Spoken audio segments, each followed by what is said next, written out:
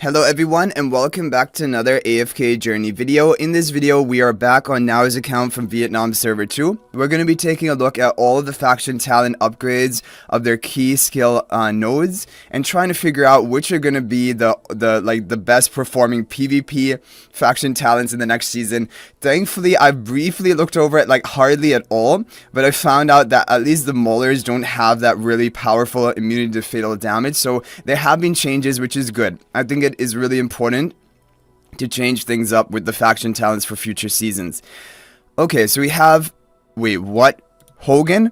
When a battle starts, HOGAN descends from the sky and lands in front of the frontmost enemy, dealing damage equal to a percentage of his attack to enemies within 2 tiles and stunning them for a duration. HOGAN inherits 10% of team attack and 100% of team HP, along with an extra boost equal to 25% of the prime carrier's base attack and 70% of base max HP. Okay, so he's going to be a tanky guy because he has 100% of team's HP. What? Are you...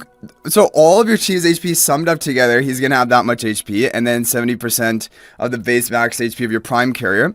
The damage is going to be 10% of total team attack with an extra boost of 25% of the prime carrier's base attack. He's actually going to be a powerful hero on your team, dealing damage equal to a percentage of his attack to enemies and stunning them. Okay, that is... Honestly, this is a really cool mechanic. I was not expecting this.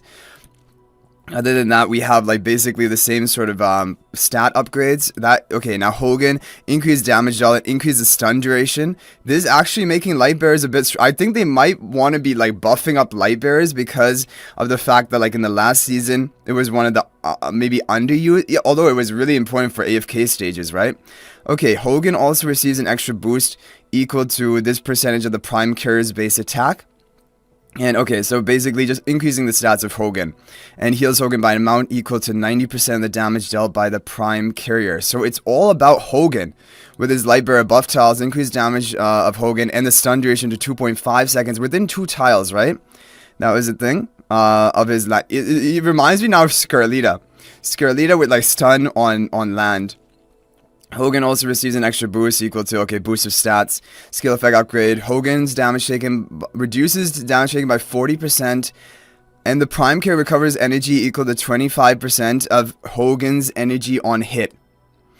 What is going on here? This is just HOGAN becoming an absolute tanky beast. HOGAN would be the last man standing, and the prime carrier recovers energy equal to 25% of HOGAN's energy on hit. And if HOGAN's taking a lot of damage, right, then he's going to be generating a lot of energy, and then 25% of that to your prime carrier. And grants 1 extra talent buff tile, and then I'm assuming it's just going to buff up HOGAN more, because HOGAN gains an extra boost based on the prime carrier's base attack. I'm assuming then it will extend to both of the 2 prime carriers. And then you have a 3-second stun duration. HOGAN by an amount equal to heals, a heal to HOGAN based on the damage dealt by your prime carriers, and HOGAN receives an extra boost. Okay, and then finally, HOGAN activates Epic Domination, increasing attack by 35% for himself and the prime carrier for 12 seconds, which would be both of the prime carriers. I mean... This is a crazy looking skill tree to me. I just don't I did not imagine. Oh wow, and goes up to 3.5 second stun. And he's gonna have high attack. He's gonna be buffing up your prime carriers. He's gonna be protecting them as a tank in the front. Very, very interesting. I find this really cool. I wonder if it'll be good for... I think, again, Lightbearers might be good for AFK stages, because then HOGAN can tank for you, and then he can also, stun them, he can deal damage, and your prime carriers, Tossie in the back, can still do her stuff, right? Even without the double casting ultimate. So definitely, probably, not going to be... Lightbearer not going to be as dominant in AFK stages as in the previous season. That was probably the all-time peak for AFK stages. In probably any season. That was crazy what Tossie could do on them, but this could be a good option for AFK stages and even for PvP. Sounds pretty good. The stun and incredible tankiness, and then buffing your prime carrier and giving them more energy recovery. Really cool. Okay, let's take a look at the Wilder. So the Wilder effect allows the prime carrier to enter the concealed state when a battle starts. While concealed, the prime carrier becomes invincible. and deals 18% increased damage with non-ultimate skills lasting for 8. This is really okay. They are doing what I was hoping, which is they're turning Wilders into maybe the key chase faction for PvP content, and Maulers have become maybe nerfed. But invincibility is always amazing, especially for PvP. Like for regular AFK stages, I don't think it would be great, but for PvP, invincible is really powerful, because then they're immune to damage and even control effect. So basically it's like unaffected plus just immune to all forms of damage. Deals 18% increased damage with non-ultimate skills lasting for 8 seconds. Each time a non-summoned ally is defeated, the concealed state duration is reduced by 3 seconds. Okay, so there is some drawback kind of that if another one of your allies is defeated, then your duration of concealed state will be reduced by 3 seconds. So you want to have your other heroes who are not concealed, for example, outside the prime carry, you want them to survive to keep up your maximum duration of concealed state. And then you're going to have increase of duration, you're going to have increases damage bonus of non-ultimate skills. Allow the prime carrier to enter concealed state for 3 seconds. Oh wow, after assisting or defeating a non-summoned enemy for the first time. So this is all going to be about extending the duration of the concealed state and getting kills and having your other heroes survive. Looks pretty good so far. Let's keep a look. So 9-second duration of concealed state. There's going to be a skill effect upgrade. After the concealed state ends, grants the prime carrier shield equal to 22% of the damage dealt while in the concealed state, and that is going to be a pretty high damage amount because you have that damage boost for your non-ultimate based skills. Then you have another talent buff tile. Okay, I'm really excited to see the final node of this stage 3 because those are the big game-changing ones. Okay, allows the prime carrier to enter longer 4 seconds after defeating or like assisting or killing, and allows the prime carrier attacks to trigger special effects while in concealed state. When triggered, the prime carrier's attack deal an extra 80% attack true damage and can stun the enemy for 0.5 seconds. This effect can be triggered once every 4 seconds on each prime carrier. Allow it. So it can only be triggered one time every 4 seconds. That doesn't seem too powerful, right? Because it's only a 0.5 second stun, like a bit of true damage, but only once every 4 seconds. I guess they didn't want to make it like too powerful for boss killing, like maybe for the Primal Lord, because if you could trigger true damage on each of your normal attacks, then that would be too powerful. Okay, but once every 4 seconds, I feel like that's too long, right? Is there going to be any way to increase, like, reduce the duration of that? Yeah, I don't know. I mean, I'm a real big fan of, like, the base skill of the concealed state. I think that's cool. And everything else increases the duration of it and refreshes it on kill or assist. But I think this one is a bit lackluster. You guys can maybe have or seeing something I'm not. Maybe you think that there are some uses of this. You can share them in the comment section. But to me, on my first impression, I feel like this is not the major skill upgrade I was looking for at the final stage 3 skill. Let's move on to Maulers. Are Maulers going to be dead this season, or are they still going to be great? 4 seconds into a battle allows a prime carrier to mark the enemy that has dealt the most cumulative damage as prey. The prime carrier then teleports next to their prey, knocking them down while dealing... Okay, this sounds kind of similar to, like, you know, the area of effect damage from the Mauler buff tiles before, which you are still teleporting to the team and dealing damage, but this is going to be specifically onto the hardest hitting damage dealer. The strike also knocks back enemies within 1 tile of the prey by 1 tile. Okay, so a bit of an AoE knockback, and the prime carrier takes 40% less damage when attacked by the prey. The problem is the Wilders are now going to counter the Maulers. 4 seconds in the battle, you jump onto like the concealed Wilder, and you can't do anything. Like, you're going to attack them and waste your attack on them, and you're not going to be able to knock them back or crowd control them. So like Wilders are actually they've turned the tables onto the Maulers. Increase the prime carrier's life drain by 8. Increase their life drain by an extra 5 for every 10% HP lost. Okay, so life drain, not a great buff. I'm not a huge fan of that as a buff, like just a stat. Okay, and then we have deals 50% physical damage to adjacent enemies. Each time the prime carrier takes cumulative base damage from an enemy equal to 400% of the enemy's attack. But only 50% attack damage. Not looking amazing again. Another buff tile, okay. And then increase knockdown damage out to the prey up to 250%. Increases prime carrier's life drain. Again, I'm not a huge fan of life drain as a stat. And finally, increase all... Okay, wait. Increase all allies attack by 15% and their haste by 30 for 15 seconds whenever prime carrier's prey is defeated. This effect is active as long as the prime carrier remains in battle. This is a strong skill upgrade. Like, all you need is get one kill onto your prey, and then you're going to get a big boost. 15% for 15 seconds is pretty big. But I guess it's not even as much as like Smokey or Mikola's attack buff. However, you don't need a hero in order to trigger this attack buff. You just need to get a kill. And haste buff for 15 seconds. That is pretty powerful. I definitely like that. However, you're going to have to kill the prey. And if they're concealed, like with the Wilder faction, how are you going to kill them? Like that. So I feel like Wilders are going to be countering Maulers this season. Which is crazy. You would never, like, I was hoping something like this would happen, and it actually has happened. But anyway, I do think this is good. Like, if you're against an opponent, like even Lightbearer faction in PvP, you're going to be killing that prey so fast, and then, like, Hogan loses his healing, because if the prime carrier is dead, it's basically only Wilders that will counter this prey mechanic pretty hard, because it's at the beginning of the battle that you mark your prey 4 seconds into battle. Conceal Stay is going to last for at least 8 seconds, and honestly longer than that when you get the upgrades. Okay, Graveborn. Is Graveborn going to make like again a reversal? Because Graveborn was like one of the weakest, like in terms of usefulness over across the different game modes. It was good for like certain Prime Lord teams.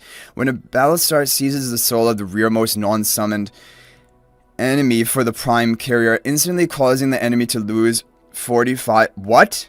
Okay, but up to 800% of the prime carrier's attack.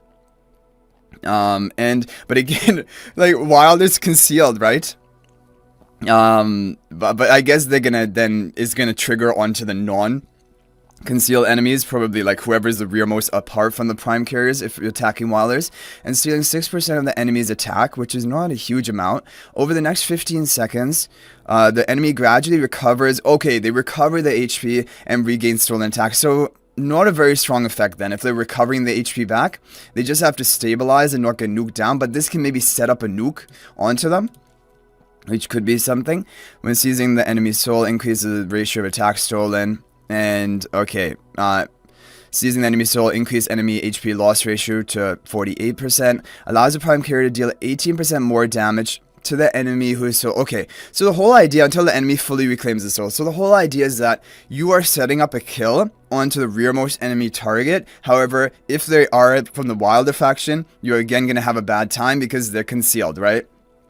But if this is going off onto another faction, then you can, yeah, you're probably going to be killing that hero pretty quickly, especially if you have AoE damage and you're able to hit that backline here, or maybe just Sylvina jumping onto that hero after you set up this high HP drain, or reduction basically. And these are just going to be some minor enhances, increasing the ratio of attack stolen up to 12%. And if an enemy whose soul was seized is defeated, triggers a soul explosion that deals magic damage to surrounding enemies equal to 280% of the prime carrier. And is this only one single prime carrier, or...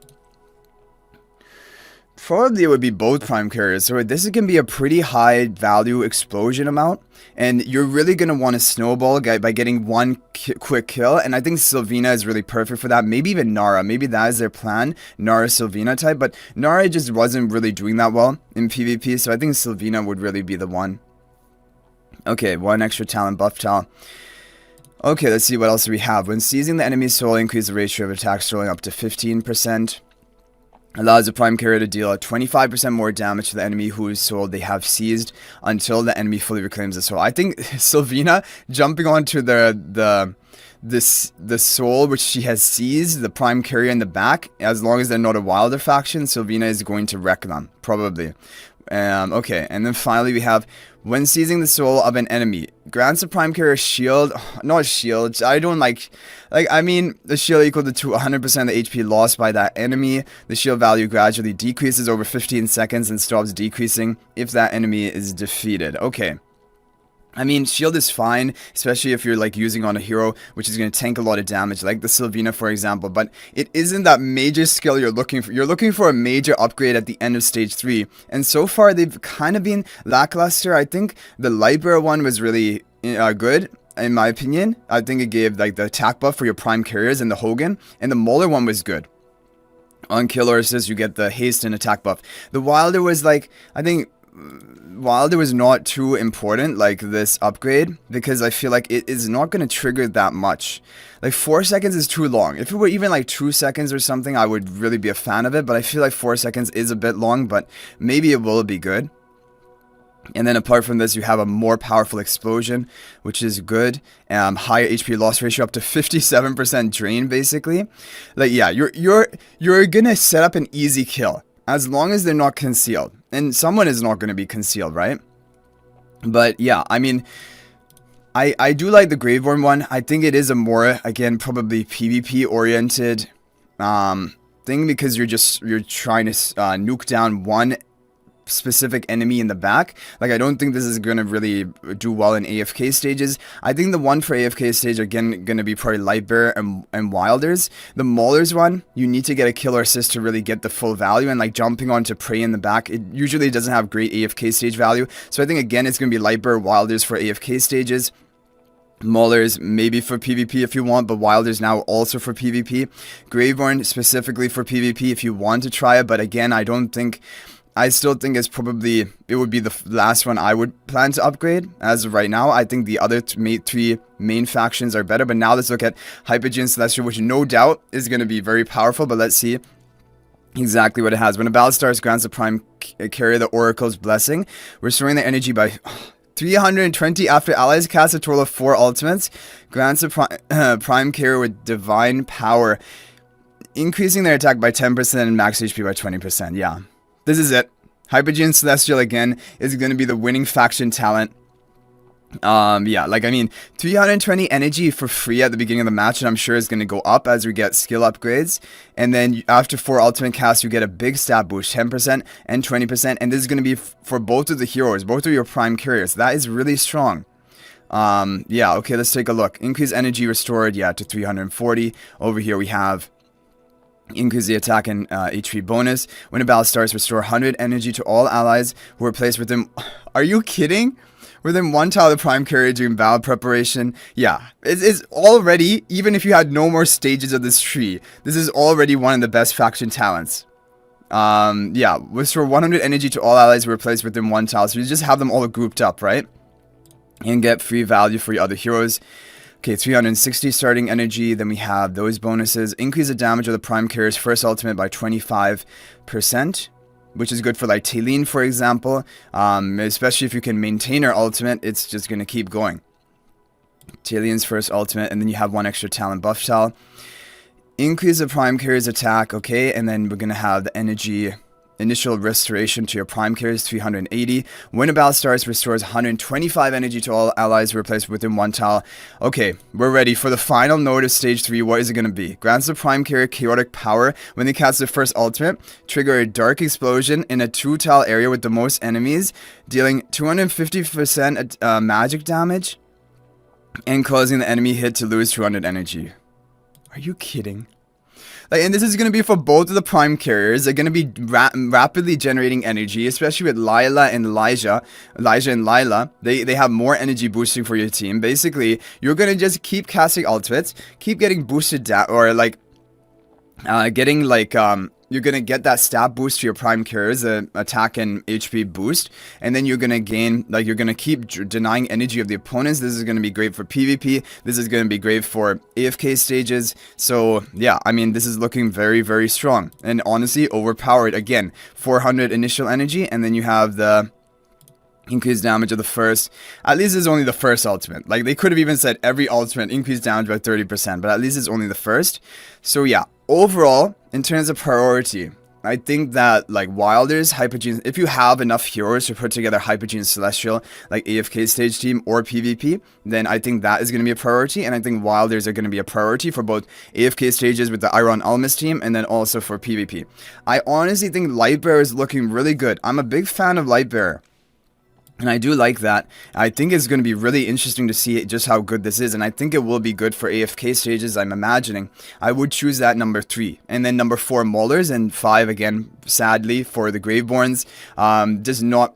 not meaningful enough, and kind of only purely PvP, and even then not really as competitive as like Wilders and Maulers in my opinion, or of course Hypogean Celestial.